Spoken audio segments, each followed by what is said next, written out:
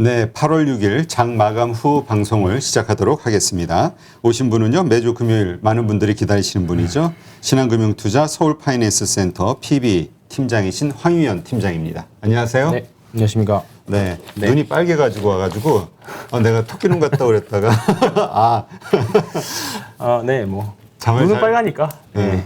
잠을 좀 잘 못 자요 요즘에. 네. 이제 미국장까지 봐서 그러죠. 글쎄요, 그냥 요즘 제 개인적인 생각은 고민이 많아요. 부지런하면 정말 돈 벌기 쉽다라고 생각합니다. 아, 그래요? 네. 그래서 어려운 게 아니라. 네, 그렇습니다. 지수는 뭐 조금 뭐 제가 지난주 말씀드렸던 거 대비해서는 생각보다 좀 올라오긴 했습니다만 뭐 그 안에서의 변동성 엄청 났었고 뭐 저의 생각과 반대되는 의견을 가지신 분들은 조금 속으로 거봐도 틀릴 줄 알아서 그렇게 말씀하실 수도 있을 것 같아요. 근데 뭐 이번 주에 나름대로 줄이려고 열심히 노력을 했습니다. 아, 그래요? 진짜 네. 지난주에 나왔을 때 좀 줄이려고 그랬잖아요. 줄인다고 했죠. 20%? 그렇죠. 30% 20%, 30% 정도까지 줄이려고 했는데 머리로는 계속 줄였어요. 머리로는 계속 줄였고 실제로 장중에도 많이들 매도를 했어요. 특히 대형주 위주로는 많이 매도를 했죠. 많이 매도를 했는데 장 마감하고 손님들 잔고를 보면 계속 또 주식이 사져 있어. 그러니까 머리로는 계속 매도하는데 그 다른 걸 새로 샀다는 거예요? 그렇죠. 아, 네, 많이 기존의 그랬어요. 거 팔고. 확실한 건 대형주들은 많이 최대한 줄였어요. 아, 대형주는 재미없어서 줄였고 특히 이번 주에 어떻게 보면 한번 삼성전자가 올라왔잖아요. 조금 뭐 추세를 지금 역전을 하려고 좀 이제 올라와서 뭐 이런 부터 시작해서 사실 뭐 좋다고 좀 줄이긴 했죠. 근데 뭐 사실 삼성전자 올라서 뭐 이제 기다리던 상승이 나오지 않았느냐 뭐 이렇게 말씀할 수도 있지만 사실 뭐 79,000원에서 지금 81,500원? 지금 얼마? 한 5% 정도 올랐나요? 이거 볼까요? 네. 저희 3분의 몇 번이 돼서 한 5, 6% 정도 올랐네요. 올랐는데 이제 좀 추세를 돌리려고 하는 노력이 좀 나오고 있죠. 나오고 있기는 한데 뭐 그거 대비하면 다른 뭐 말씀드렸던 대로 IT 중소형주는 이거보다 더 많이 올랐기 때문에 뭐 아실 것도 없다고 생각합니다. 네, 그래서 일단은 다음 주 옵션 만기 이따 또 말씀드리겠지만 계속 당분간은 대형주보다는 중소형주 플레이를 8월 달뿐만 아니라 올해 말까지 계속 할 생각이고요. 네, 관련된 내용들은 계속적으로 또 말씀드리도록 하겠습니다. 알겠습니다. 일단 다음 주 뭐 잠깐 얘기했지만 옵션 만기일이 기다리고 있잖아요. 네. 지금 외국인의 선물 매도 오늘도 한 1조 넘게 매도한 것 같은데 네. 지금 분위기는 어때요? 그죠? 왜 제가 올 때마다 이렇게 선물을 이렇게 해가지고 저를 이렇게 속상하게 하는지 이렇게 시황의 변동성을 주려고 하는 건지 그런데요. 제가 지난주에 쭉 매도가 나오면서 이제 조금 다음 주는 하방이 나오면 좀 이제 단등이 나오면 줄이겠다라는 말씀을 드렸었고, 근데 좀 약간 오해를 하신 게 다음 주 월요일 되면 내가 빵 다 판다고 이렇게 생각하셨을 분들이 있었을 것 같아요. 근데 저는 상황을 봐가지고 올라오는 족족 판다라는 거였는데 다행히도 8월 2일, 3일, 4일 올라왔어요. 선물을 좀 무섭게 매수를 했죠, 또 반대로. 그리고 보면 8월 3일인가가 되게 좀 의미가 있었던 게 뭐냐면요. 이게 1조 5천억을 샀잖아요. 네. 선물을. 근데 이날 콜을 매도를 했어요. 8월 4일 날이네요. 이 정도 매도를 했고요. 270억? 270억이에요. 네. 선물, 그러니까 자격증이나 뭐 경제경영 쪽 공부하신 분들은 아실 수 있는데 선물 매수 또는 현물 매수와 그다음에 콜옵션 매도 이거 뭐라고 부르는지 아세요? 뭐라고 네, 불러요? 커버드 콜이라고 부릅니다. 커버드 금융상품 투자하시는 분들은 많이 아실 수도 있고 관련된 상품들도 많이 있는데 쉽게 말해서 지수 상방으로 베팅하는데 대신에 하방은 해지로 막는다. 일정한 상승률만 먹겠다라는 거거든요. 그러니까 이게 많이는 나왔지만 여전히 외국인들도 전형적으로 지금은 지수를 생각보다 세게 본다고 생각하지는 않습니다. 아직까지도 저는요. 아직까지도 네. 뭔가 하방 쪽으로 그렇죠. 보고 있다. 그렇게 했으면 오늘 1조매도 이렇게 나오지 않았겠죠. 네, 그래서 일단은 다음 주까지는 지수가 폭락이기보다는 그냥 3,200에서 3,300 정도 사이에 아직까지는 박스권. 그러니까 안 올라간다는 게 아니라 아직 위로 뚫고 올라간다는 거에 대한 아직 확신은 없어요. 개인적으로는. 대신에 그러니까 그 안에서 뺑뺑 돌 때 관망을 하겠다. 대형주는 관망하자. 대형주는 관망한다. 대신에 중소형주는 충분히 해볼 만하다. 이번 주에 저는 왜 계좌에 이렇게 사져 있었냐면 이것도 사고 싶고 저것도 사고 싶고 이게 시장이 제 개인적으로요. 그러니까 제가 종목을 뽑아내는 개인적인 제 종목 툴들이 있는데 시장이 안 좋으면 살 게 안 잡히거든요. 근데 이번에 살 게 많이 근데 나왔다. 이번 주 내내 보면 뭐 여기 관심 종목 보시면 대형주가 별로 없어요. 제가 항상 체크해 놓는 관심 종목들인데 보시면 그냥 이름만 들으면 다 중소형주고 어떻게 보면 잡주도 몇 개 있고 막 그러거든요. 그래서 그리고 뭐 이게 제가 매일매일 제가 거래량 터진 것들과 신고가들을 체크를 하는데 이게 보면 대형주 위주들은 별로 없어요. 대형주 위주들은 없고 다 보면 중소형주 위주들의 플레이가 나오고 있는 부분들이기 때문에 뭐 간혹 중대형주도 있긴 하지만 뭐 어제 같은 경우에는 엔터주들이 좀 많이 잡혀가지고 뭐 매매를 했었고 그렇습니다. 그래서 뭐 방송 들으시는 분들 중에는 뭐 제 손님들도 있기 때문에 뭐 거짓말 하는 거 아니고요. 근데 뭐 지난주에 줄인다고는 했지만 머릿속은 대형주 위주로 줄였어요. 그리고 지금 손님들 포트 보면 대형주는 거의 없어요. 솔직히. 네, 대형주는 거의 없고 그냥 명목상 있는 대형주들이죠. 삼성전자, 현대차, 기아차 그냥 포트에 어쩔 수 없이 혹시나 지수가 슈팅 나면 거기는 이제 BM은 따라가야 되니까 어쩔 수 없이 가져가야 되는 그런 것들이 있는데 지금들 보면 쭉 제가 좋아하는 스타일의 대형 중소형주들 특히 뭐 IT 부품 주식들도 많이 깔려 있고 그렇습니다. 그래서 뭐 지난주 이번 주 보면서 저도 이제 지난주 이제 좀 안 좋을 것 같다라는 말씀을 드리고 가면 이제 이번 주 생각을 했던 게 뭐냐면 제가 예전에 했던 말이 시장에 그 의견이 밸런스가 맞추면 시장이 폭락이나 폭등이 없다 말씀드렸잖아요. 내가 지난주에 하방을 말해가지고 지수가 생각보다 빠지지 않는다구나. 그냥 저도 하방을 약간 단기적으로 생각했던 사람 중에 한 명이니까 뭐 그래서 뭐 지수가 좀 버텼나 보다. 그냥 그 말로 좀 개인적으로는 좀 위안을 했고 그리고 이제 다음 주가 이제 옵션 만기인데요. 지금 옵션의 포지션을 보면 별 변동성이 없을 것 같습니다. 지금 현재 네, 지금 현재 상황은 그렇고요. 그리고 옵션, 콜옵션이나 풋옵션에 녹아져 있는 시간 가치들을 보면 지금 정도 만약에 변동성이 크게 나올 거면 이제 옵션 가격들이 굉장히 좀 뻥튀기가 되겠거든요. 근데 지금 그런 구간이 아니기 때문에 다음 주도 이번 주랑 거의 비슷한 정도의 움직임 정도. 그러니까 사실 이렇게 외국인들의 1조 원 이상의 선물 매수 매도가 이렇게 나오는 건 정말 드문 일이 아니라 이제 드문 일이 좀 되어져 버렸는데 높은 변동성을 수반을 하긴 합니다. 근데 뭐 오늘도 보시면 아시겠지만 장중 변동성 되게 심했잖아요. 하루 종일 아래를 쭉 밀어 시작했다가 또 오후에 들어올리고 또 반대로 또 어떤 날은 또 이제 쭉 유지하다가 또 꺾어지는 날도 있을 거고 그렇기 때문에 다음 주는 이제 또 계속 퐁당퐁당을 잘 해야죠. 조금 과하게 눌린다 싶으면 용감하게 좀 사고 조금 슈팅 난다 싶으면 좀 팔고 네, 이런 식으로 좀 매매를 해야 되는데 이게 어렵다라는 거잖아요. 사실. 그렇지. 이게 어렵다라는 거죠. 고수들도 지금 어려워서 어렵다는 건데 함정에 빠진 사람들이 많은데. 이게 어렵다는 건데 뭐 어려우시면 쉬는 것도 방법이라고 봅니다. 그래서 현금 30% 있으면 혹시나 내가 봤던 주식이 훅 밀렸을 때 그래서 또 살 수 있다는 거죠. 이제 카카오 같은 게 오늘 같은 날이었고 그런 거죠. 카카오가 오늘 좀 밀렸죠? 조금 밀렸고요. 카카오는 지난주에 제가 생각했던 가격을 조금 모자라긴 했는데 거의 그 가격대에 오긴 왔죠. 저는 이제 14만 원 초반대를 말씀드렸었는데 그럼 지금 이제 매수 타이밍이다? 아직도 아니라고 생각합니다. 그래요? 그럼 그 생각은 생각보다는 조금 더 내려갈 수 있을 것 같다? 그러니까 저는 이게 한번 깨지면 지금 이게 14만 3천 원이거든요. 그러니까 여기가 지금 비중이 오히려 되게 팽팽하게 하고 있는 구간인데 오히려 한번 훅 밀리는 그러니까 오늘 카카오뱅크가 상장했음에도 불구하고 밀렸잖아요. 그렇죠. 그러니까 뭐 어떻게 생각하실지 모르지만 카카오 본주 입장에서는 재료 소멸일 수 있어요. 그리고 오히려 이제 카카오는 이제 또 다시 하반기에 카카오페이 상장을 기대하고 이제 남겨놓고 있기 때문에 그거 이슈로 다시 올라갈 수 있어요. 다만 그 전에 카카오가 한번 눌리면 다시 한번 매수될 수 있는 기회는 온다. 네, 그걸 한 대략 어느 정도로 봐요? 저는 오히려 좀 14만 원이 깨졌으면 좋겠어요. 그러니까 한번 좀 쭉 내려갔다가 그냥 촥 올라. 질질질 끌면서 맞지 말고 그냥 한번 세게 맞고 그냥 딱 올라가는 게 그게 차라리 V자 반등 가죽이신 분들도 그 순간에는 좀 가슴 아프더라도 이 질질질 끌어가지고 가는 것보다 이게 낫다라는 거죠. 뭐 팔지 않으면 되니까. 네, 그렇죠. 그냥 장기 투자하실 분들은 가져가도 돼요.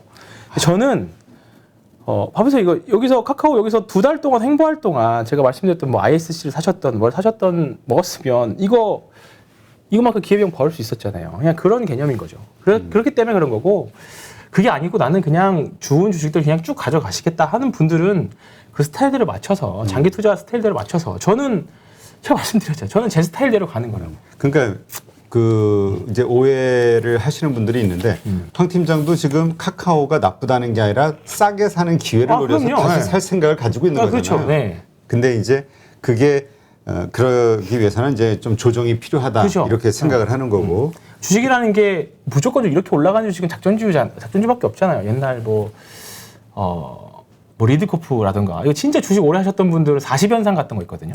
리드코프. 40연상? 네, 리드코프 이런 거 있었고 희대의 작전주 중에 하나였던 루보.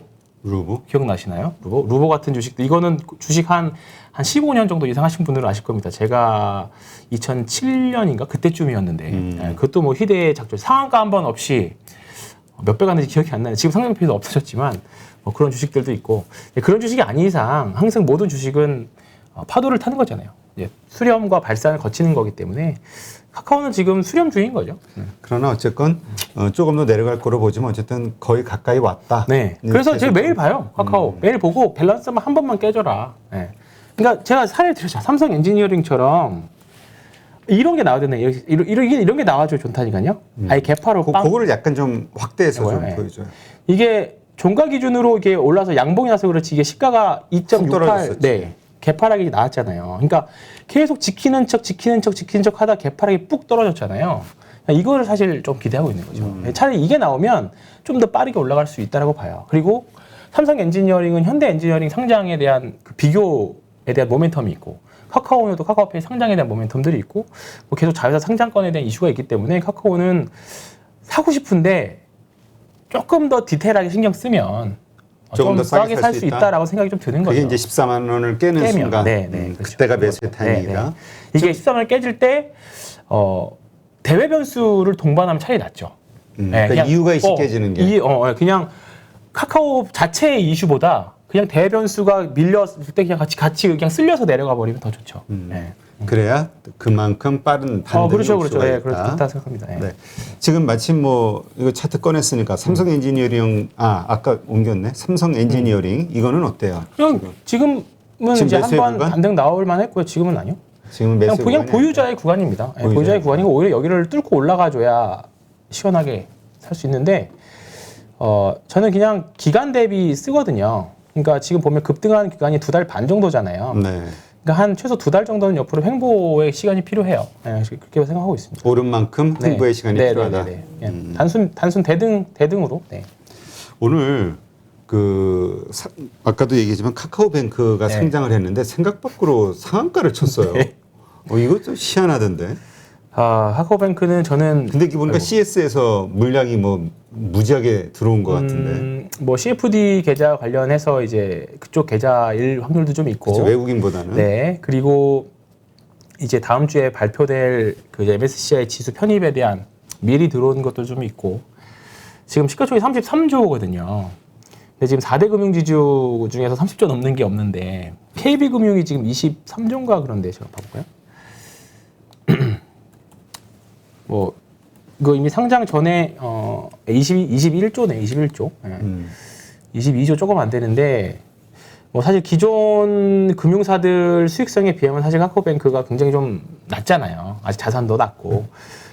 해외 사례들 여러 가지 이제 좀 낮은 목표가를 냈던 증권사에서는 이제 해외 인터넷 은행들 비교해 보면서 수익성이 제대로 개선이 되려면 아직도 좀 많은 시간이 필요하고 좀 걸린다라고는 하는데 일단은 카카오뱅크에 대해서는 솔직히 지금 저는 잘 모르겠습니다. 네, 잘 모르겠고 오늘은 좀 뭐 심리에 의해서 움직이는 네, 구간이라. 오늘 좀 과하게 움직였다는 생각도 많이 들지만 사실 저는 손님들이 저한테 카카오뱅크 이제 다른 데서 이제 뭐 이제 청약하셔서 어떻게 하겠냐 물어봤는데 이제 저는 솔직히 잘 모르겠다. 어차피 카카오뱅크를 뭐 몇십만 주 가지고 있는 것도 아니고 뭐 소액이기 때문에 그냥 뭐 베팅 해보시려면 가져가시고 그냥 뭐 이번 주말에 식사값 정도 벌었으면 그냥 매도하시고 그냥 편하게 그냥 어차피 주식은 수익금 비중 베팅이기 때문에 이거 뭐 내일 또 상한가 간다고 한들 계좌에 엄청난 변화 있지 않다. 네, 그렇기 때문에 그냥 베팅으로만 즐기셔라 그렇게 말씀드렸고 뭐 카카오뱅크는 솔직히 저는 노코멘트 하겠습니다. 잘 모르겠어요. 네. 자, 그러면 아까 이제 그 종목 대형주를 팔고 그만큼 이제 중소형주를 샀다고 네. 했는데 어떤 주를 샀어요? 이거 앞에 이거 저희 대본 내용 다 패스하고 갑자기 종목으로 가요? 지금 대표적으로 뭐 그러니까 제가 출연을 이제 금요일이랑 화요일을 하잖아요. 그래서 금요일은 조금 종목에 대한 소개를 좀 관심 종목 드리고, 그다음에 화요일은 그동안 드렸던 것들에 대해서 이제 추적 경로 관찰을 하려고 했는데, 오늘은 좀 스마트 IT 부품주들에 대해서 좀 먼저 말씀드릴게요. 제가 그나마 추천드렸던 것 중에 좀 성과를 내고 있는 게 추천은 아니고 관심 종목이라고 해야 되겠죠. 네. ISC인데 그때 제가 22,000원대에서 아마 추천드렸을 거예요. 아니, 네, 말씀을 드렸을 거예요. 이 구간이었는데, 뭐, 제가 생각했던 게 이제 28,000원 정도가, 이 펀드를 가져간 펀드의 대주주의 단가가 28,000원 정도다 했고, 이제 오늘 29,500원까지는 갔다 왔고요. 딱 제 생각대로 갔어요, 솔직히. 예, 삼성전자 좋지만, 삼성전자 들고 있는 것보다, 삼성전자 지금 5%, 6% 올랐지만, 바닥에서, 이거는 지금 한 20% 정도, 30% 가깝게 올랐기 때문에, 뭐 이거런 거 매매하는 게 훨씬 더 낫다라는 생각이었던 거고, ISC뿐만 아니라 지금 패키징 기판 관련 주식들, 그다음에 반도체 장비 소재 회사들, 그다음에 2차 전지 소재 장비 회사들, 그쪽에서 매매를 하시는 게 대형 주단에서는 훨씬 더 낫다는 생각이었고, ISC는 이제 3만 원이라고 하는 가격이 이제 거의 다 왔는데, 우리가 이제 라운드 피겨라는 표현을 쓰는데, 아시는 분은 아시겠지만 우리가 종목을 살 때 예를 들어서 ISC라고 치면 이거 2만 뭐 9,400원에 팔을게 이러지 않잖아요. 3만 원 가면 팔아야지, 딱 이런 생각이 들잖아요. 그래서 호가창들 보면 3만 원이나 29,950원에 엄청 호가 물량이 많이 쌓여있단 말이죠. 그러니까 이제 3만 원이라는 가격에 가면 뭐 22,000원에 샀든 24,000원에 샀든 사람들이 3만 원이면 딱 정고점 근처이기도 하고 한번 팔아야지라 생각이 되게 강해지는 구간이거든요. 그렇기 때문에 거기서는 한번 같이 시장의 흐름에 맞춰가지고, 이게 또 보면 다 이런 생각을 가지고 있으면 3만 원이 갈까라고 하지만, 희한하게 또 거기를 뚫고 돌파라고 생각하시는 분들 많이 있기 때문에 그 물량을 잡아먹고 슈팅이 나올 때가 있습니다. 그래서 저는 IC 같은 경우에는 3만 원 근처에서는 제 손님들은 다 상황에 따라 다 다릅니다. 뭐 3만 원에 팔겠다는 거는 아니에요. 저도 다 다르게 할 거예요. 그렇기 때문에 3만 원 정도에서는 생각을 한번 해보시는 것도 저는 슬슬 매매, 네. 분할 매도의 했다가 관점으로 또 사시는 것도 괜찮고, 계속 지금 리포트들 나오고 있기 때문에 뭐 상황 보시면서 소켓 테스트 부분 이제 글로벌 1위이기 때문에 이런 부분도 좋을 것 같고, 그 다음에 우리가 저희가 DDR5 얘기하면서 심텍이었는데요. 이게 확실히 대장의 역할을 확실히 해주고 있습니다. 이것도 지금 이제 올라와서 심텍 보이지만 많이 올랐네. 엄청 많이 올랐죠. 제가 그래서 말씀드렸던 게 이 거래량 이런 것들이었잖아요. 빵 이런 거는 이제 DDR5 전환 이슈 있으니까 이런 거 기다리면 되겠다 했는데 탁탁탁탁탁 하면 이렇게 올랐고, 거래량 터트리면서. 그래서 뒤에 이제 좀 마지막 부분에 뭐 이렇게 해서 매매할 종목들 몇 개 또 골라와 봤으니까 또 말씀 또 드리도록 하겠습니다. 네, 알겠습니다. 자, 그래서 네. 그 마지막에 소개하려고 하는 그 종목들이 그 오늘 좋아 보여서 산 그런 종목들이에요. 그 중에 하나고 계속 앞으로도 관심 갖고 보고 매매도 할 거고 하는 종목들이죠. 네. 알겠어요. 자, 그러면 네네. 일단 그 부분은 이제 뒤에서 얘기를 하고, 다시 네. 하는 걸로 하고, 지금 삼양식품도 라면 값을 올린다고 네. 하잖아요. 그래서 이제 식품주들이 어떤 이익 마진 폭이 좀 커지는 거 아니냐, 이런 기대감이 커지고 있는데, 이 식음료, 음식료 관련해서 어떻게 보세요? 네, 전 단순한 논리 지난주 뭐 제일제당 말씀드리면서 뭐 말씀드렸기 때문에 뭐 그 흐름이 뭐 그 흐름이 일주일 같이. 동안 바뀌었다고 생각하지는 않고요. 계속 인플레에 대한 이야기들이기 때문에 뭐 지금 구간에서는 식품주들은 재미없어도 이런 거 좋아하시는 분들도 있기 때문에 가져가셔도 좋을 것 같아요. 그 중에서 저는 제일 좋은 거는 CJ 제일제당인 것 같고, 여전히 CJ 가도. 네. 제일제당. 거기다 추가적으로 뭐 그 이후로 사실 이번 주 흐름도 좋았고, 상대적으로 뭐 오늘 가격 기사 났던 게 삼양식품인데 지금 거래량이 2만 주 정도밖에 안 되고, 주가는 아주 바닥이죠. 주가는 아주 바닥이고 박박 기고 있고, 이제 요런 게 이제 툼에 나오는 물량들이거든요.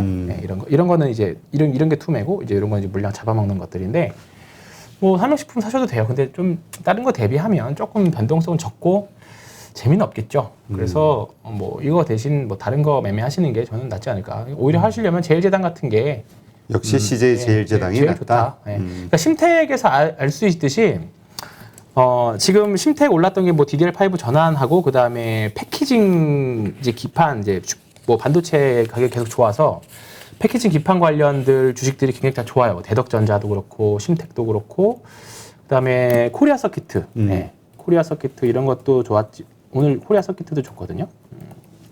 심텍은 보여드렸고, 코리아 서키트. 이런 주식인데 이런 주식도 좋다고 봐요. 예, 근데 확실히 대장이 제일 센 모습을 보였고 뭐 코리아 서킷 이런 주식들도 지금부터 밸류에이션 업사이드가 제일 많아 보이는 건 코리아 서킷이기는 한데 뭐 지금 차트 보시면 아시겠지만 이게 한번 물량 꽉 잡아놓고 이제 원형 바닥형 이렇게 올라가면서 이제 슬슬 올라가는 거잖아요. 이런 거 되게 원형 바닥형의 정석이죠. 예, 차트 매매 하시는 분들도 그렇고 그 다음에 내용도 보시면 실적도 지금보다 계속 업사이드가 있는 부분들이기 때문에 아주 좋은 주식이라고 봅니다. 코리아 서킷도 그렇고 하이비전 시스템도 이런 초반에 이런 모습을 좀 보여줬죠. 오늘 신고가가 나왔는데 여기 이렇게 보면 모르는데 이 사실 길쭉 매매를 하시려면 앞으로 미래 흐름을 좀 그리고 시나리오를 몇 개 짜보고 대응을 해야 되는데 하이비전이 이 구간이었거든요. 제가 이제 제일 처음에 접근했던 거는 요거를 보고 접근을 했었고 그리고 이제 최근에 다시 이제 되겠다 싶은 거는 이 구간이거든요. 이 구간 이렇게 올라갔다가 이렇게 내려오는 구간. 근데 이제 앞에서 전형적으로 잡아놓고 꽉 세게 한번 눌렀다가 이제 시세 발산하는 구간인데 근데 이거는 제가 몇 번 신고가 매매 드리면서 말씀드렸을 거예요. 네, 하이비전을 몇 번 얘기했어요. 네, 자회사 상장 이슈 있고 1분기 실적 생각보다 안 좋았지만 2분기 대해서 대표가 자신감을 드러냈었고 오히려 이게 역으로 1분기 실적이 안 좋았던 게 2분기 실적으로 이연되면서 2분기 실적에 대한 기대감들도 많이 쌓였는데 오늘 신고가까지 갔죠. 그래서 이런 주식들은 오늘 신고가가지만 오늘도 사도 된다. 개인적으로. 신고가 전에 얘기했던 신고가 매매법으로 오늘도 사도 된다. 저는 그런 생각이고요. 심택은 아까 좀 많이 올랐죠? 심택은 많이 올랐고. 근데 지금 이제 코리아 서킷가 요 구간이라는 거죠. 이렇게 올라갔다가 코리아 서킷가 심택처럼 될 가능성이 좀 있다. 네. 근데 보시면 올라가는 동안 거래량이 계속 줄고 있잖아요.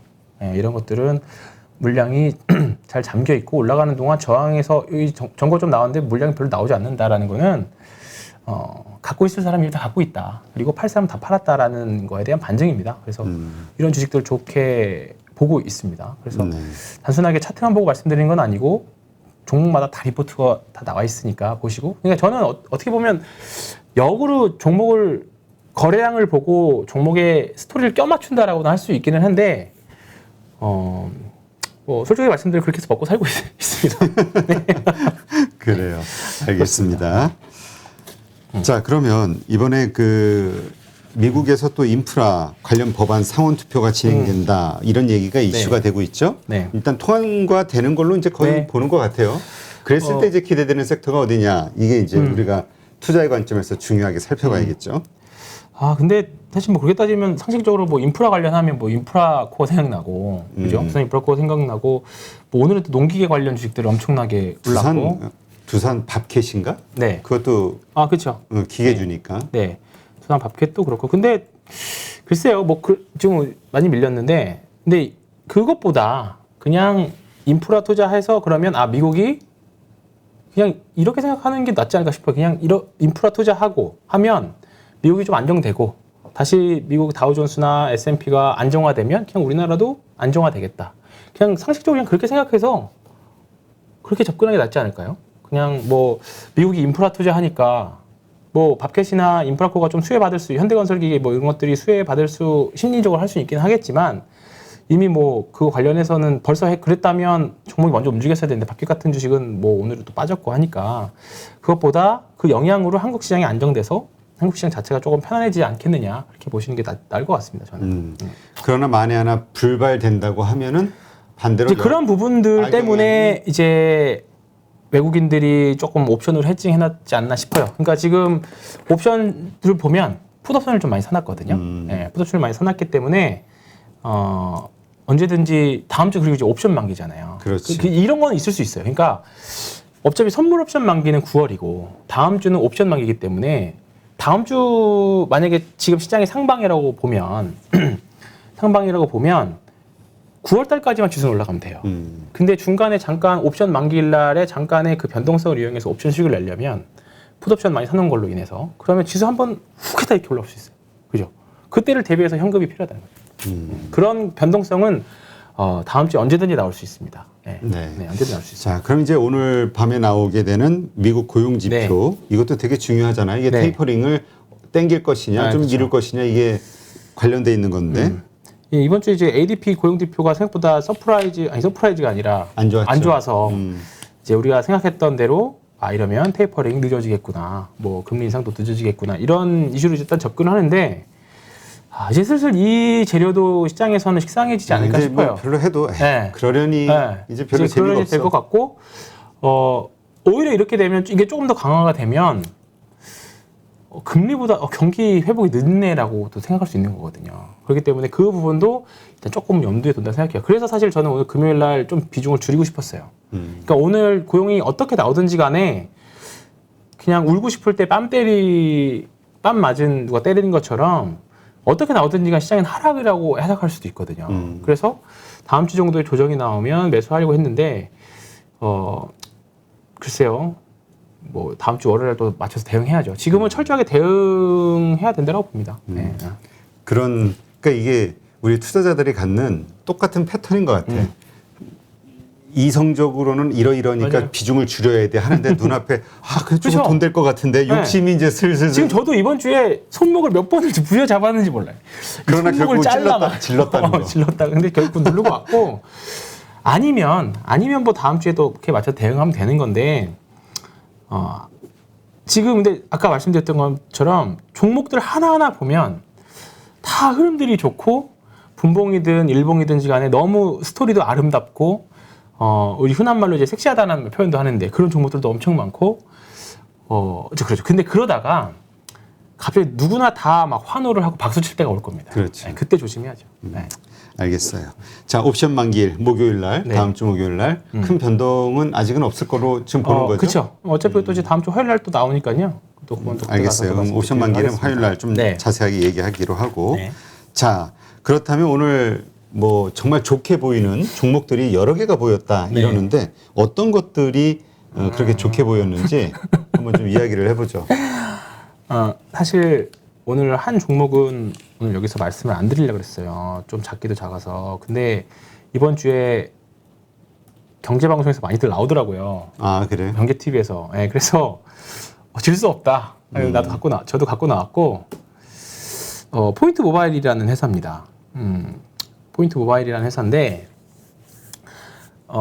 이 안에 제가 매매할 수 있는 중장기 트레이딩, 중장기 포지션과 그 다음에 단기 스윙 매매까지 다 들어있어요. 그래요? 네, 이 안에. 이 차트 안에 들어있고, 이제 물론 단기 보는 건 이제 또 분봉으로 보긴 해야겠지만, 길게 봤을 때, 아주 좋은 모습들이 다 들어있습니다. 한번 좀 해설을 한번 해봐주세요. 일단 내용은 심플합니다. 제가 아까 앞서 말씀드렸던 섹시하다라는 게 포인트 모바일을 두고 하는 건데, 사실 상장 초에 한번 급등했었잖아요. 이게 그렇죠. 이제 왜냐하면 포인트 모바일이 어떤 회사냐면 산업용 PDA를 만드는 회사예요. 예, PDA? PDA. PDA. 산업용 PDA. 그러니까 물류 창고 이런 데서 이제 뭐 물류 관리하고 바코드 스캐너 찍고 뭐 이런 것들 전체적인 이제 그 회사가 원하는 대로 이제 주문해서 만들어주는 산업용 PDA를 만드는 회사인데 작년에 아마존이랑 계약을 했습니다. 우리가 아는 그 아마존. 네, 우리가 그 아는 아마존이랑 계약을 했고 2020년부터 7년 동안 2억 달러 공급 계약을 했습니다. 근데 조건이 아주 특이합니다. 실적이 나가는 만큼 비례해서 신주인수권부 사채를 받도록 되어 있어요. 뭐냐면 나중에 주식으로 전환할 수 있는 신주를 발행해 주식으로 전환할 수 있는 채권을 옵션으로 받게 돼 있어요. 아마존이. 그러면 나중에 채권이지만 그걸 주식으로 전환을 하면 아마존이 포인트 모바일의 2대 주주가 됩니다. 한국 주식 중에서 미국의 상장사가 뭐 펀드 회사가 이제 대주주로 들어와 있는 거는 있지만 미국의 상장사가 예를 들어 뭐 구글이 뭐 주주로 돼 있다고 그런 거 없잖아요. 근데 포인트 모바일은 아마존이 2대 주주로 들어올 회사고 나중에 전환해야 되지만 아마존이 2대 주주로 온다는 건 무슨 얘기겠어요? 우리가 니네 키워주겠다라는 거잖아요. 그 개념이잖아요. 네. 그리고 이제 원래는 그 아마존이 물류 창고가 미국이 제일 많고 그다음에 인도가 제일 많은데 그다음에 인도인데 지금까지는 인도로 엄청 나갔어요. 인도로만 나갔었어요. 근데 이제 올해 하반기부터는 미국 아마존 본토로 나갑니다. 네, 그러면 본격적으로 이제 수출 물량도 늘어날 거고 이제 원래는 7년 계획인데 한 5년 정도면 이제 압축으로 해가지고 수출이 나간다고 보거든요. 그렇게 되면 실적 성장도 압축해서 나오겠죠. 이 부분을 보면 이건데요. 근데 이제 아마존의 미국향 매출 증대로 성장할 만한 게 2020년에서 2021 올해예요. 그러니까 계속 꾸준히 성장을 하지만 성장률로 봤을 때는 작년에서 올해가 제일 큽니다. 네. 내년도 성장은 하지만 성장률로는 둔화되잖아요. 그죠? 이렇게 이제 이거를 이렇게 그래프로 그리면 각도는 줄어들잖아요. 성장률은. 그렇죠. 그렇기 때문에 올해가 가장 투자 적기다. 네, 올해가 가장 투자 적기고 지금 미국이 54%인데 전체 물류 창고에서 원래는 인도를 많이 나가다가 이제 올해 미국으로 나가는 향이 많으면서 이게 급격하게 늘어나는 거거든요. 근데 이제 이거 보면 실적을 보면 지금 PR이 23배 정도 예상돼요. 뭐 낮은 건 아니네. 그죠? 근데 내년에 떨어지잖아요.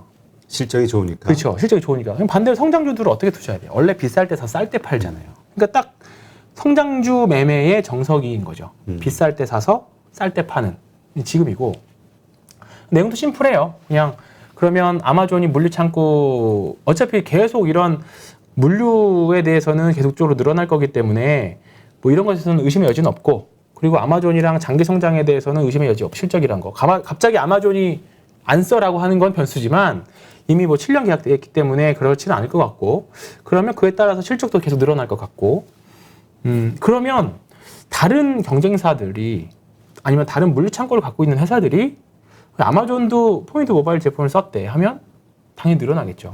예. 뭐 최근에 보면 계속 이제 수출권도 좀 있습니다. 그래서 그런 부분들이 굉장히 좀 긍정적일 것 같다. 수출은 이제 그런 실적은 더 추가적으로 나올 수 있다. 네, 그렇게 보시면 될 것 같고요. 매출은 높진 않네요. 네, 매출은 높진 않습니다. 100억대. 네, 네. 아니요. 100억이 아니라 1000억이죠, 1000억. 네, 10억 원달이니까. 네. 그렇군요. 150억 정도 벌고 내년에 210억 버는데 지금 시가총액이 3,700억 정도니까 그냥 성장주로서 적당한 밸류에이션이라고 봅니다. 네, 그렇게 너무 엄청 비싼 것도 아니고 그냥 성장주 투자에 있어서 감안할 수 있는 정도의 밸류에이션 정도. 지금 가격대 들어가는 것도 괜찮다. 네. 자, 그다음부터는 이제 기술적 분석을 말씀을 드리면 제가 이 종목을 어떤 종목이랑 비교를 했냐면 자이언트 스텝이랑 좀 비교를 했어요. 그래요? 네. 딴 거 보지 마시고 거래량만 보시면요. 이 상장 초기에 지금은 자이언트 스텝은 매수하시라는 게 아니라 보시면 여기 보시면 얘도 상장 초에 좀 급등했다가 눌러주는 구간이 있죠. 네. 근데 주가가 올라갈 때는 거래량이 땅땅땅 나왔잖아요. 눌러줄 때는 이게 한 두세 달 기간 행보할 때는 거래량이 거의 메말라 있죠. 메말라 있고 지금 올라와 있는 상태예요. 그런데 이제 메타버스, 그러니까 주식이 언제 올라가느냐가 중요한데 자이언트 스텝은 주식이 잠겨 있는 상태에서 메타버스라는 이슈가 이제 트리거가 붙은 거죠. 명분이 붙었어요. 시장이라는 심사위원이 지금은 메타버스가 올라가는 시기야라고 지목을 했고 거기에 대장주가 됐던 거죠. 근데 포인트 모바일도 보시면 상장 초에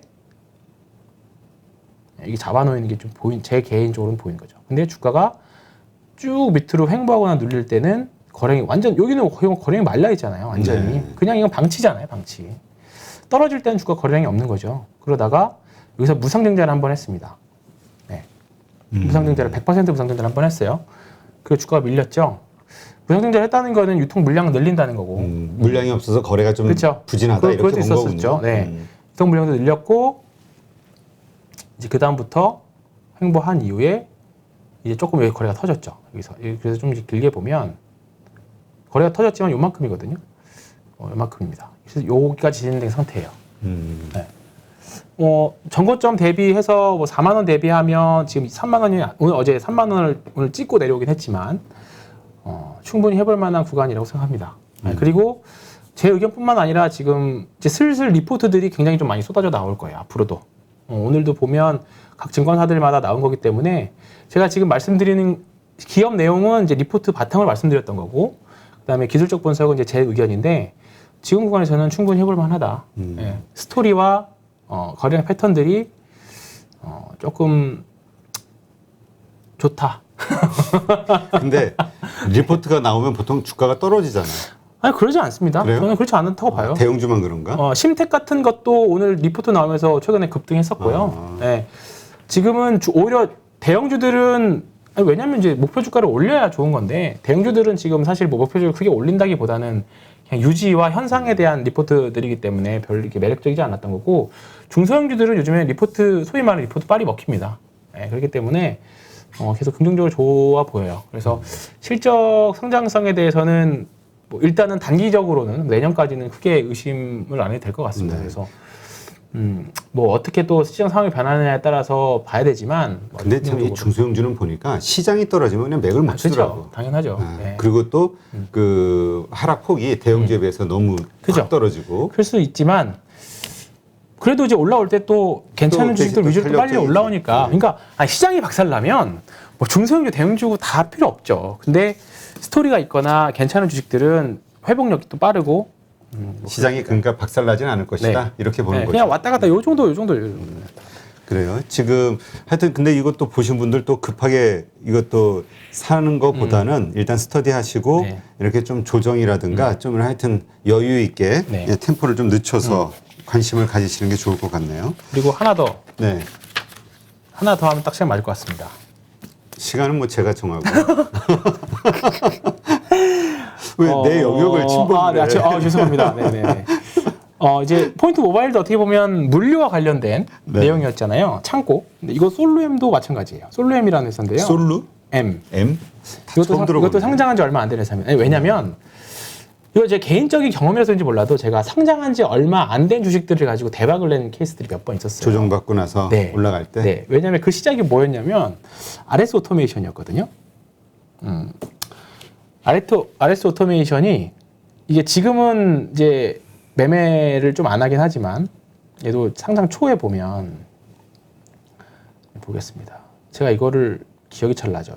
이거를 요 상승을 오롯이 다 먹었었거든요 그때. 아, 그래요? 네. 그래서 여기도 보면 그 상장 초에 급하게 주식들 좀 사 모았다가 올라가면서 이제 스마트 팩토리 관련 나오면서 이슈가 한번 쫙 슈팅 나왔고 이제 그리고 되게 오랫동안 쉬었거든요.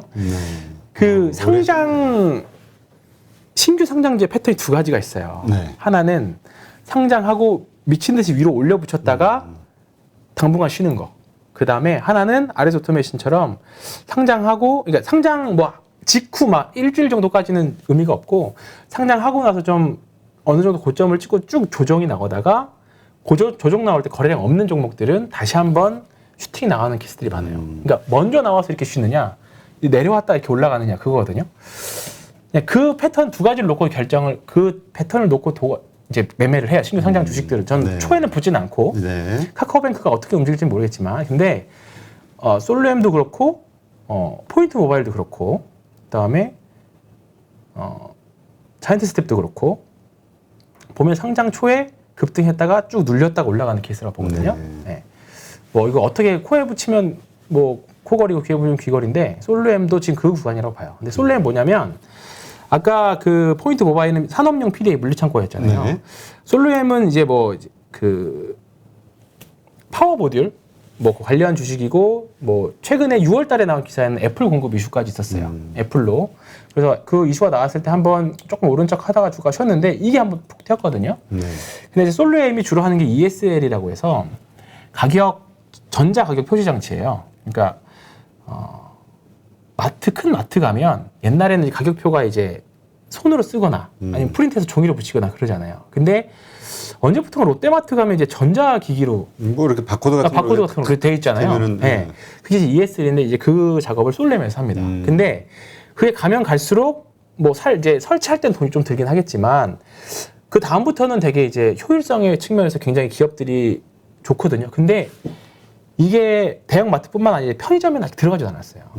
편의점이나 이런 데 본격적으로 들어가기 시작하면 그쪽에서 굉장한 좀 파괴력 있는 매출이 나올 수 있을 거라고 보는 거죠. 그리고 이제 이 솔루엠 같은 경우에는 삼성 전기에서 분사한 회사예요. 그래서 실력이 좀 있는 회사로 일단 기본적으로 봅니다.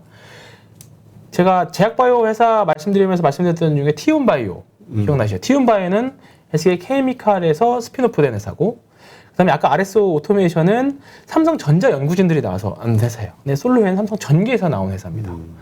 그다음에 대기업에서 어느 정도 일하던 사람들 또는 스피노프에서 나왔던 회사들이 상장됐을 때는 지금까지는 매매 수익률이 꽤 좋았어요. 매매 수익이 좋았기 때문에 솔루엠도 그렇고 그다음에 그 그 아까 말씀드렸던 포인트 모바일도 긍정적으로 보시고 솔로엠도 되게 좋다. 이건 솔로엠은 작진 않아요.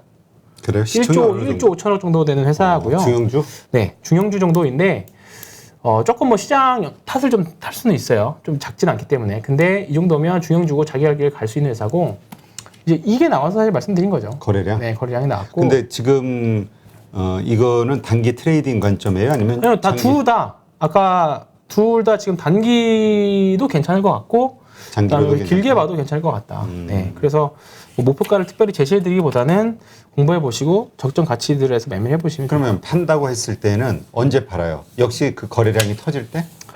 이거는 그렇죠. 또 그렇게 거래량이 터지면서 나올 만큼 그렇게 급등할 가능성이 있으니까. 그죠. 네, 상장 1조 5천억짜리도 언제든지 그 정도 가능하고 여기 보면 상장 초에 거래량이 대량을 터졌죠. 4만 원 정도까지. 네, 그렇습니다. 하여튼 거래량이 터지면서 네. 음봉이 보일 네. 때 그때 매도를 하는 걸로. 네, 알겠습니다. 그러니까 지금 보면 대형주는 사실 드릴 말씀이 별로 없어요. 대형주는 뭐 시황 다 똑같고 뭐 흘러가는 대로 다 가는 거고. 근데 지금 뭐 대형주도 거의 조정이 좀 거의 끝나가지 않냐 이런 네. 의견들이 좀 많이 나와요. 대형주가 움직이면 중소형주 딴에는 좀 안 좋죠. 좀 안 좋긴 하겠죠. 당연히 수급을 가져갈 수 있다고 보는데 그 체인지 되는 과정이 분명히 올 거예요. 그 약간 대형주와 중소형주의 혼재되는 과정. 근데 오늘도 삼성전자가 한 번 더 튀었으면 조금 분위기를 봤을 것 같은데 삼성전자가 오늘은 조정이 나왔죠. 일단 수제 돌려 노력이기 때문에 아직까지는 근데 월요일 화요일까지 좀 봐야 되지 않을까? 그죠. 아직까지는 근데 완전히 도돌렸다고 보지는 않습니다. 저도. 그다음에 하이닉스도 그렇고. 저 이평선을 저렇게 강하게 뚫는다는 게 좀 쉬운 게 쉬운 아닌데 일은 아니죠. 삼성전자가. 네. 그날 올라가는 거 보고 저도 그랬어요. 근데 만약 이랬다고 하면 IT 부품주들도 빠졌어야 되는데요. 근데 IT 부품이 더 셌다고 보는 더 거죠. 셌다고. 네, 그렇기 때문에 아직은 괜찮다고 보는 거죠. 그래서 삼성전자 좋습니다. 다 좋아요. 다 좋은데 제 기준으로 지극히 제 기준으로 그러니까 수익률에서 더 수익률 중소형주에서 올리겠다. 그렇습니다. 저는 그 말 몇 번을 반복하는지 모르겠는데 그러고 여전히 제가 좀 댓글 좀 지난주에 봤는데 여전히 저의 포지션에 대해서 의구심을 가지는 분들이 많지만 의심스러워. 네, 뭐 제가 뭐 그리고 신한금융투자 공매도 하긴 하는데 저희 회사가 때린 건 아니거든요. 아니 그냥 이건 몇 번을 말씀드려서 이해를 못하시는지 모르겠어요. 저희 회사를 이용하는 외국인들이 공매도를 하는 거지 저희 회사가 하는 건 아니에요. 그렇기 때문에 그 부분들이 좀 약간 지금 업에 대해서 조금 더 이해를 좀 잘 좀 해줬으면 좋겠다. 근데- 그리고 저는 그렇다. 네. 아니 근데 살다 보면은 억울한 소리 들을 때도 있어요. 근데 그렇죠. 그거를 그게 아니라고 일일이 다 그걸 해명하고 싶어하는 마음을 억눌러야 될 때가 있어. 사실 지금 이 말을 할까 말까 했는데 또 나왔네요. 네. 황장군 이러시면 곤란한데. 네, 알겠습니다. 아니 근데 그 이번에 아침에 그 현대차란다. 그 바이든이 네. 그 2030년까지 네네네네네. 전기차를 50%를 전부 신차는 네. 전기차로 만들겠다. 네네네. 되게 엄청난 뉴스잖아요. 네네네. 어제 그래서 보면은 GM이라든가 포드라든가 그것도 상승률 좀 괜찮았고. 네네. 난 그래서 오늘 한국 자동차주가 좀 움직일 줄 알았는데 진짜 꿈쩍도 안 하네. 근데 2차전지 주식들, 소재 주식들은 흐름 괜찮았습니다. 그래요? 네, 자동차만 안 움직이고? 네, 자동차만 안 움직이고. 역시 중소형 단만 네, 움직였다. 동아기업 같은 것도 오늘 좀 세게 올라왔죠. 네, 제가 이거 전액 관련해서도 다시 추세를 되돌리는 모습이 나왔고요. 그다음에 LNF도 제가 오늘은 못 봤는데요, 봐볼까요? LNF 이번 주에 좀 세게 올라왔었던 것 같은데 기억에. LNF도 어제 좀 많이 올라왔었던 거고. 다시 한번 뭐 첨보도 흐름 좋아졌고. 지금 보시면 다 N자형 패턴이잖아요. 한번 올라갔다가 쉬었다가 올라가고. 조금 각도상에 다 움직임들이 있지만 다 N자 모양, 다 모양이 뭐 상승률에 좀 차이만 있을 뿐이지 다 N자 모양을 만들려고 하고 있고. 신흥도 봐볼까요? 신흥도 좀 이렇게 N자 모양 만들려고 하고 있는 구간이고. 그렇죠. 그리고 2차전지 3개 중에 말씀드렸던 대로 이제 삼성 SDI만 흐름을 좀 제대로 잡아가고 있죠. 그렇죠. 삼성 SDI만 정배열돼서 만들고 있고 SK 이노베이션은 이번 주에도 이슈가 좀 있어가지고 한번 또 푹 내려왔었고. 그래서 얼마나 속상하겠어요. 네, LG화학도 마찬가지로 2차전지 뭔가 대열에 아직 합류하는 느낌은 아닌 거죠. 그래서 지금 2차전지 투자하실 거면 대형주는 삼성 SDI 쪽으로 붙으시는 게 낫고요. 그 다음에 소재 쪽은 골라 잡아 하시면 됩니다. 소재 장비. 네. 알겠습니다. 네, 하여튼 뭐 사실 장이 그렇게 뭐 이렇게 코멘트할 만한 뭐 특별한 없죠. 게 사실은 없어요. 계속. 그래서 제가 눈이 빨간 게 이유가 지금 부지런하면 진짜 종목 다 뒤져보고 부지런하면 진짜 많아요. 그러니까 제가 이제 종목을 추출해내는 방법이 몇 가지가 있긴 한데 그러면 시장이 안 좋으면 한 가지만. 네? 한 가지만. 아니 신고가 같은 거. 아, 신고가. 네, 신고가 같은 거 하면 원래 시장이 안 좋으면 별로 종목이 안 나오거든, 살만한 게. 그러니까 제가 오늘도 못 참고 지르고 왔다는 게 아직은 좋아 보여요, 다 종목별. 근데 큰 것들은 별로 잘 안 잡혀요. 큰 것들은. 그렇기 때문에 지금은 진짜 조금만 사실 부지런하고 뭐 방송 출연자 하시는 분들이 언급해 주시는 종목들 중에서 되게 주옥 같은 종목도 많을 거예요. 그리고 경제 방송들도 마찬가지고 그렇기 때문에 그리고 요즘에는 다들 시장에 돈도 많고 대형주보다는 중소형주들로 노리시는 분들이 많기 때문에 시장에서 중소형주 코멘트 나오면 장중에 바로바로 수급이 붙거든요. 그래서 저도 요즘에 뭐 방송 경제 방송 이제 전화 연결 같은 거 할 때 중소형주는 이제 추천을 못 하겠더라고요. 괜히 이제 오해 살까봐. 그래서 근데 이제 그런 부분들 공부하시면 좋을 것 같아요, 저는. 네. 하여튼 아까 말씀드렸듯이 너무 급하게 추격 매수하지 마시고요. 예. 아니, 다음 주는 못 샀다고 아쉬울 거 하나도 없을 것 같아요. 분명히 기회가 또 옵니다. 분명히 기회 옵니다. 예. 그러니까 우리 지금 보면은 바로 지금 살려고 하니까 이게 막 조바심이 나고 또 그러고 보니까 오르고 그쵸. 네. 또 이런 사람들의 심리가 모이다 보니까 네. 이게 보인다 그러면 그 몰리면 일시적으로 몰리는 수급 이용해서 또 누군가 또 파니까 그렇지. 그런 것들도 그러니까 지금 좀 지나고 나서 오히려 지켜보면서 천천히. 이런 모멘텀이 있고 괜찮구나. 그럼 이제 ISC가 그랬잖아요. 지켜보면서. ISC가 제가 추천하다가 해서 한번 훅 밀렸다가 여기서 훅 밀렸다가 올라오긴 그래가지고 했지만. 댓글로 좀 욕 좀 먹고 그래도 결과론적으로 잘 돼서 다행이고 다음 주에 이제 화요일 나올 때는 뭐 그동안 추천드렸던 종목들 또 한번 또 그리고 베이스 애들로 지금 신고가 매매법 하나 얘기했잖아요. 종목을 픽하는 방법으로. 그거 말고 아까 여러 가지가 있다고 그랬잖아. 네. 그거 말고 그 다음으로 많이 쓰는 방법을 하나만 더 소개를 해줘요. 생각 좀 해보겠습니다. 쉽게 설명할 수 있는 방법을. 그렇지. 네. 그러니까 하는 건 하는 건데 네. 어떻게 쉽게 설명해 줄 수 있을까. 지금 그 학생 질문에는 이래서 안 한다고 할까봐 깜짝 놀랐네. 쉽게 설명할 수 있는 방법을 한번 설명하는 고민해 보겠습니다. 네. 알겠습니다. 하여튼 이번 한 주도 참 고생 많았고요. 이거 뭐 우리 황 팀장뿐만 아니라 이번 그 장을 조마조마한 심정으로 보신 우리 시청자분들도 아마 마찬가지일 그쵸? 것 같아요. 네. 하여튼 한 주 고생들 많으셨습니다. 네. 다음 주, 그러니까 주말에 일단 편안하게 잘 쉬시고 다음 주 아주 그냥 건강한 기운으로 한 주를 또 새롭게 한번 맞이해 보시죠. 네. 수고 많으셨습니다. 네, 고맙습니다. 예.